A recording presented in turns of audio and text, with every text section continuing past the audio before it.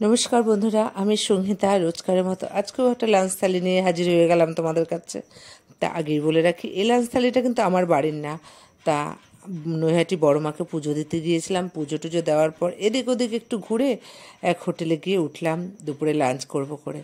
তা আমি, মা, হাজব্যান্ড তিনজনে গিয়েছিলাম। তিনজনে একটু ডিফারেন্ট নিয়েছি। তা যাই হোক, আমার লাঞ্চ থালিটা আগে দেখাই। এই যে গরম গরম ভাত, মুচমুচে আলু ভাজা, ভেজ ডাল, তারপরে ইঁচড় চিংড়ি, আমের চাটনি, ডিমের কারি আর মোরলা মাছের ঝাল, সঙ্গে পেঁয়াজ আর লেবু। আর আমার মায়েরটাও একটু আলাদা ছিল। আর হাজব্যান্ড যেহেতু ডিম খায় না, ও নিয়েছিল ট্যাংরা মাছ। তা সবারই থালাটা একটু দেখিয়ে দিই, দেখে নাও তোমরা। তা ওই যে দেখো, আমার হাজব্যান্ড ট্যাংরা মাছ নিয়েছে, ও ডিমটা একটু পছন্দ করে না।